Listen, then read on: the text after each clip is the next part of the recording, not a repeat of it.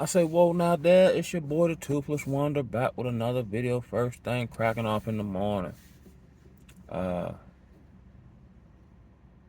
this video was inspired by a comment from a sister on the video I did about like the 44,000 sisters who hopped on Zoom and raised 1.5 million.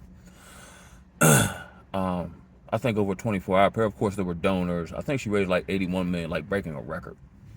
That's why I'm kind of like not. That's why I'm like, I don't know if Trump is actually a shoe-in. You know what I mean? Because of all the money behind the scenes that's getting drummed up for this woman's particular support. My thing is, I'm just pointing out what I see. But by no means am I engrossed in any outcome, because I know regardless who gets into office, or even if we have an election at all, I already know what's coming down the pipe. I've had these type of conversations with my father. None of these people are going to save you. Do they save you now? Or when they come up with some solution to quote unquote save you, does it not spin the block on you? This happens repeatedly, time and time again.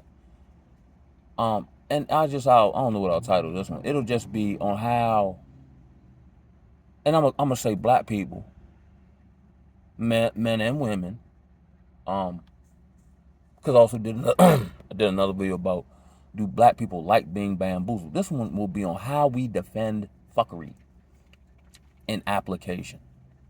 So this particular sister, she had made a statement about, like the money being like circling back to the economy, and it's being like Ukrainian money that they give out over there, da da da.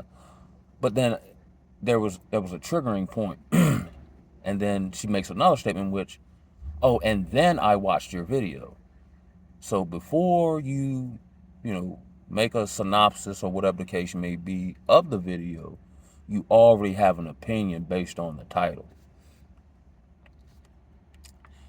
That's point number one. Point number two, she goes into basically attesting, I'm paraphrasing, that the narrative that I said, in which the many points of, there aren't a whole lot of wholesome black families, so on and so forth. She said that's all a narrative of the competition buoyed by. Now, I'm just beyond here, right? So I'm not really looking, for some big following or to get monetized. I mean, if it happened, cool. I just be on here just sharing my thoughts. But I said, like with Charleston White and all them, yeah, money, finance, I get it. But the way I'm set up, I just can't see myself making money or making a name for myself by arguing with niggas all day long. Here's why. I know I'm right. So I don't feel the need to argue about something I know to be right. Well, Calvin, how do you know this to be right? Because a man in my position, here's the kicker, can't afford to be wrong. My information has to come from research, from due diligence, because I can't afford to be wrong for myself or my family. You see what I'm saying? I'm not right because I want to be right. I'm right because I don't have no other choice. Because if I'm wrong, it could be detrimental, to say the least. You see what I'm saying? But in arguing these points, and I just noticed this, like, how do I word it? Like, I'll give you another example of my father, right? So Obama, at this time, this is like when Obama was in office, and he was saying how he hopped on TV and said the unemployment is as low as it's ever been, right? So my dad like, yeah, see that, son? He done brought the unemployment down. Rah, rah, rah. I do one of these numbers. I look out the blind. I say, Dad, would you consider this a middle class neighborhood? He said, yeah. I said, what time is it? It's about 10:30, 11 o'clock in the morning. Why is if unemployment low, how come when I look out this window, during 9 to 5 working hours, most of the cars here in this middle class apartment complex are home? You see what I'm saying? Like the eyeball, you can't get away from the eyeball test. You can argue these semantics, these talking points all you want. I'm going by what I see on a daily basis.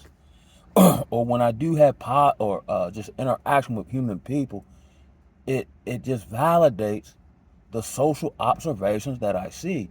And a lot of what I see is not with my eyes. I guess there is a way to see with your spiritual eyes. I can see stuff I don't even know I'm seeing, but then end up navigating it a certain way uh, that shows I seen something that my conscious mind didn't perceive. You see what I'm saying?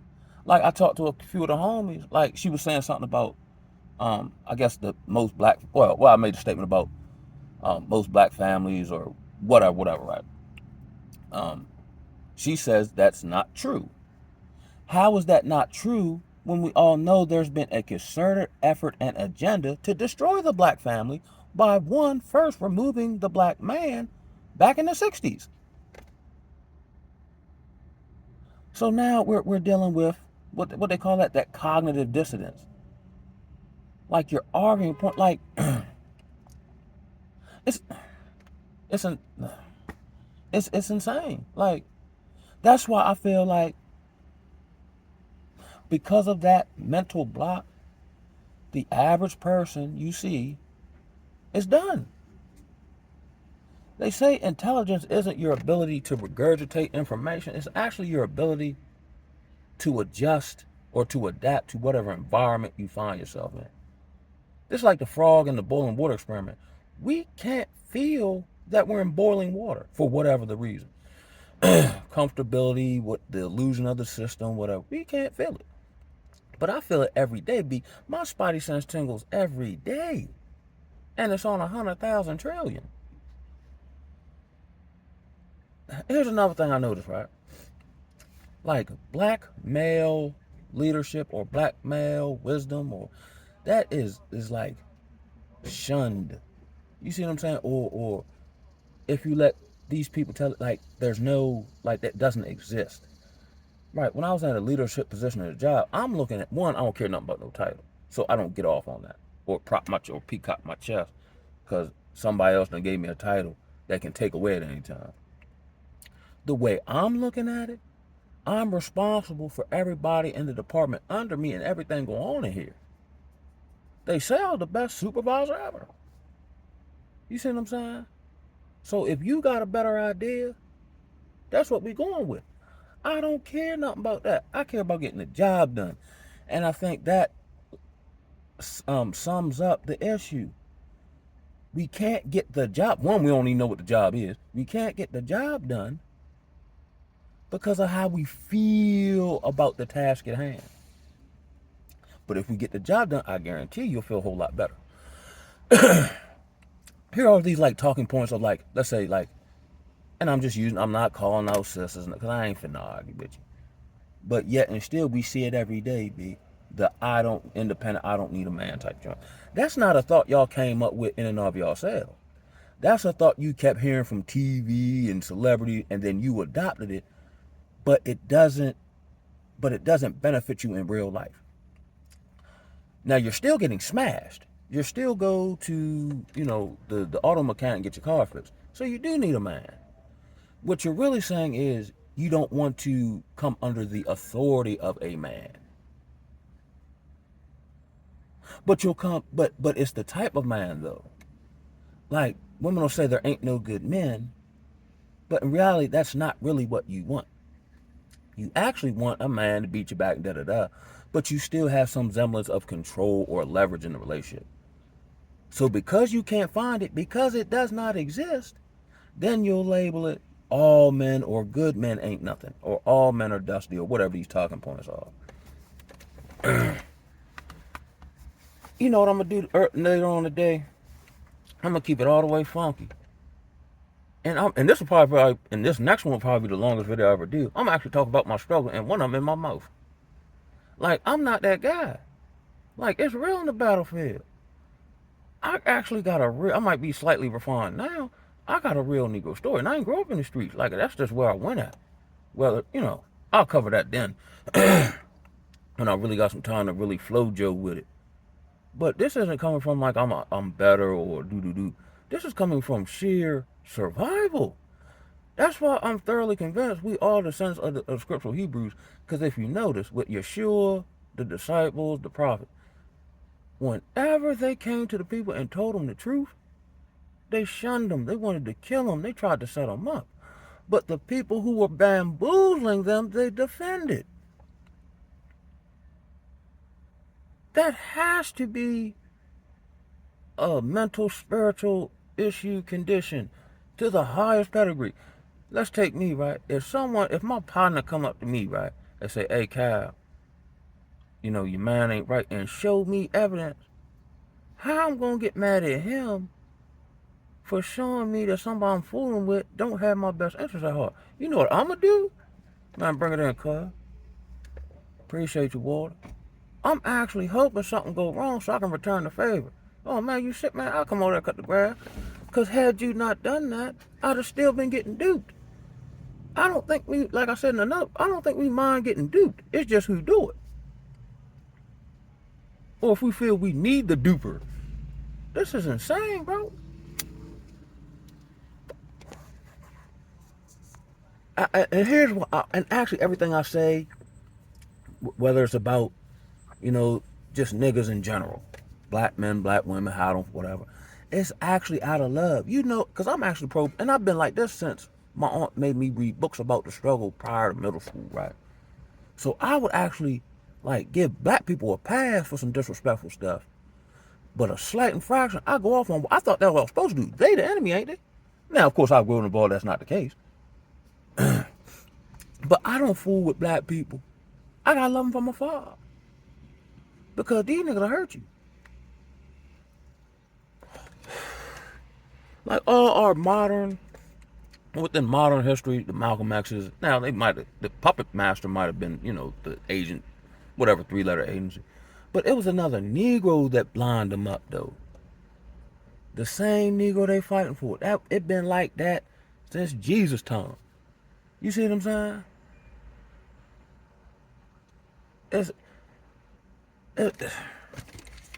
Sometimes it's hard to even put in the words, cuz. And I have to keep going back to this Frederick Douglass quote that say we don't want freedom for real. We just say that shit. Because too much responsibility involved. Then if we get free, we got to stop all this talking. We actually got to do some work. We're actually begging for a more comfortable enslavement. You know what I'm saying? And that's what we're fighting for. When we had who's the best warden of the prison, who might give us an extra blanket or not. How do we get the fuck out of here? You know what I'm saying? Yo, just even in the hood, right? And I've made points about this of how we'll uplift and pedestalize the Negro who's actually destroying the community like he's some hellified type of man. The dude who's peddling all the drugs, the dude who's, sleeping with all the women, and he don't get met with the same barometer or critique as the proverbial good black man. They'll defend him and wants to fuck with him. That's why I don't listen to nobody, yo. Not because I think I know everything and all that. Because I understand that the average person is bamboozled. And not only are they bamboozled, they're proud of it. I've seen it time and time again. I've seen people commit acts that would make me hard pressed to pick my face up out the pavement, walk around society and walk around with their chest out. Like that's the thing. Like when I used to do dirt, I've played women and I've stolen and I've robbed and ain't none of that. Man, I got borderline depressed after that. I would have to keep drinking for that inner voice in my, yo, you some shit, yo. Why you take them people's stuff? Cause you won't do right. Man, you whack, Kyle. Seriously. That's why I don't do nothing now. And it's almost like I go through more hell trying to do the right thing and making sure I don't mess nobody else over than I would if I was just out here juggling and finessing. Cause trust and believe I can do it. I've studied it. I'm the leading authority on it. If I wanted to jug and finesse and sleep with everybody's wife who ain't loyal and make Negroes run into each other for my own entertainment purposes and finesse the shit out of them and all that, I'm great at telling stories. when I feel like it. But I don't want to be known for that. And I know there's karma behind that. And even though people might not like me for whatever reason, can't nobody name nothing I did to them. And here's another one. Like here's a regular talking point. Like my daughter's mother will say, we don't need you. Oh, I'm not listening to you. And then some stuff happened. I'm the first person to call. That's happened numerous times. You see how, like, you say something, but it doesn't happen in application. You just running your mouth.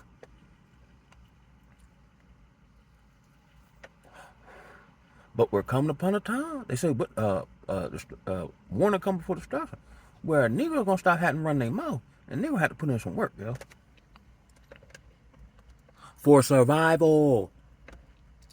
That's why they got us. That's why they took like skilled trades out to high school. I think that was what, 70s or so. That's why they started esteeming these pieces of paper that you can't use now and all this other stuff to take away Negroes, to make Negroes comfortable, and to take the fight out of Negro. You know what I'm saying?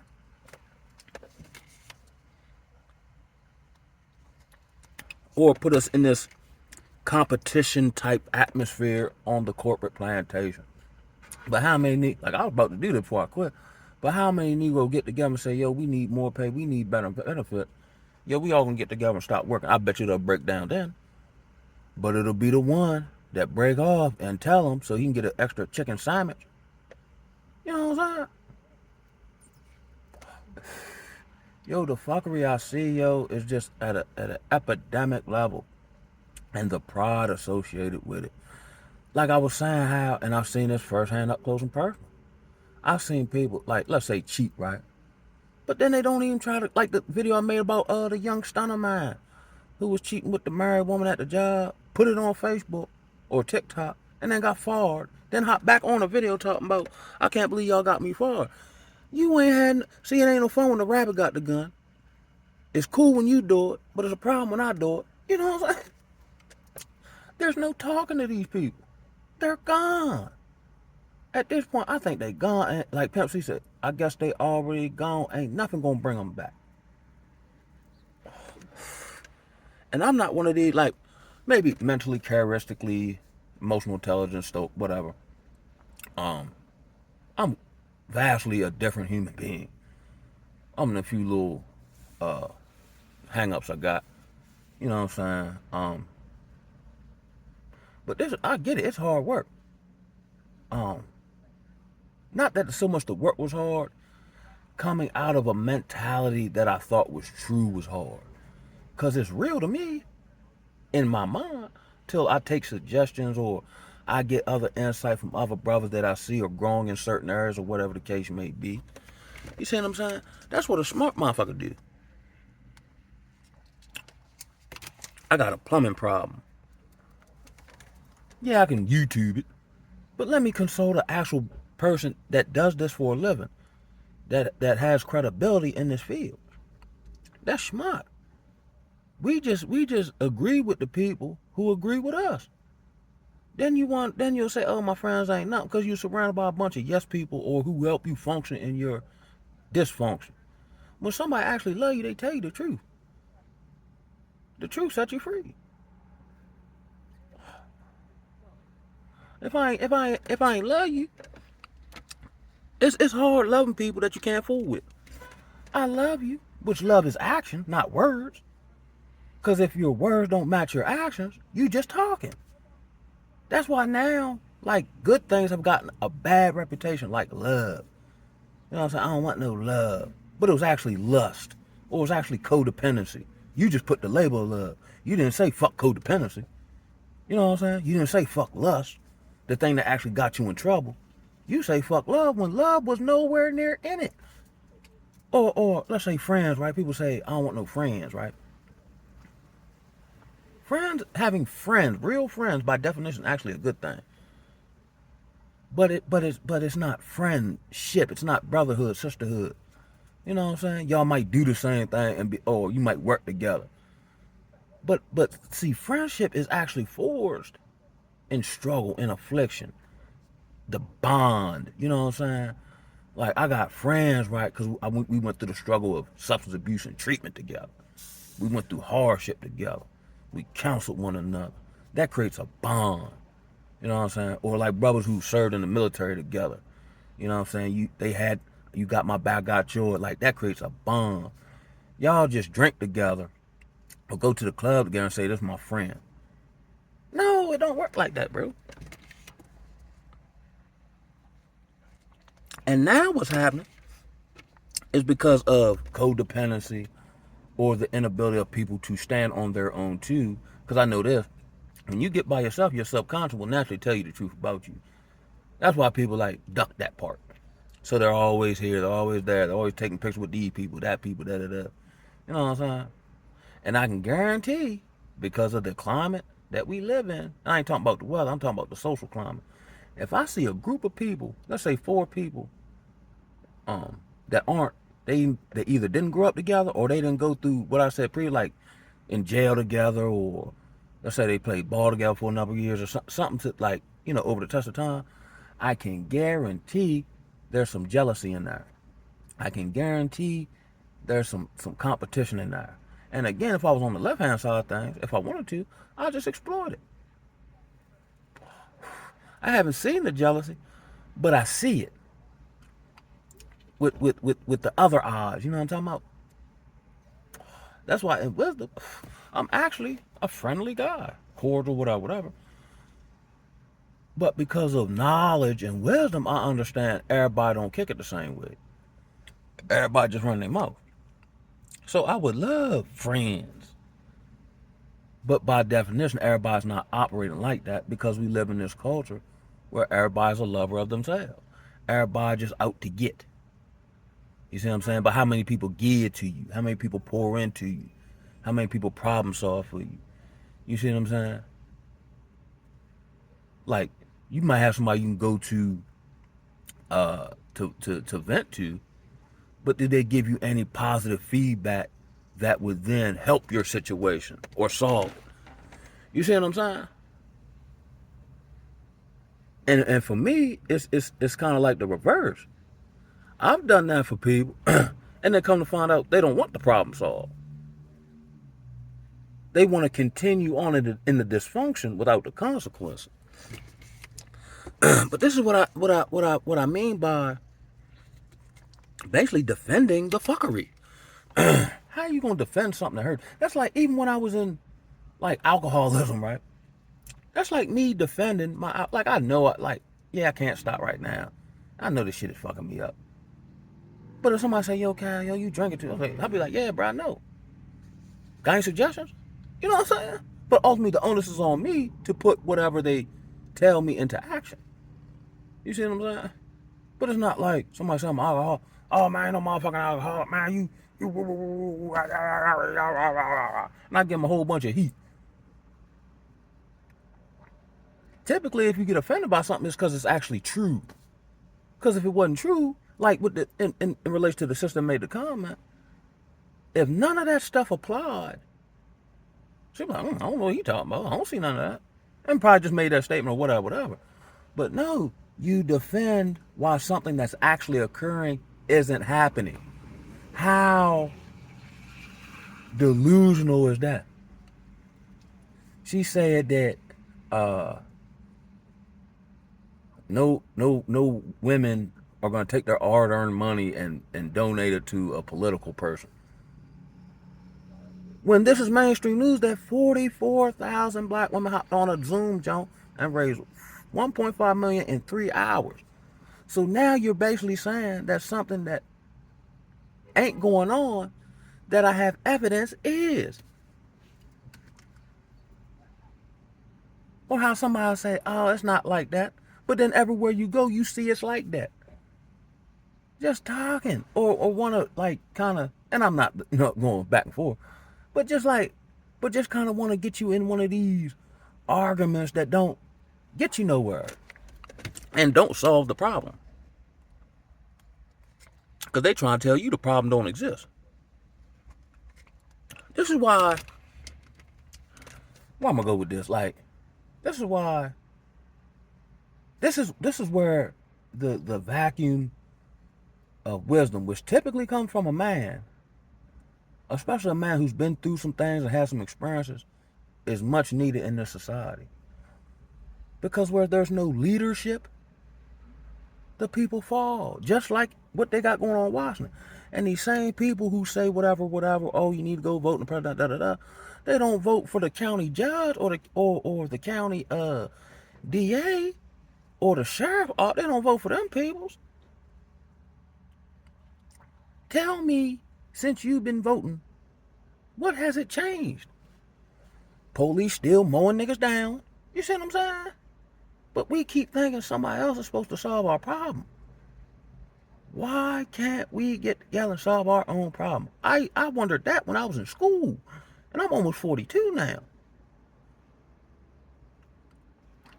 We hustle the problem, but nobody is giving any solutions.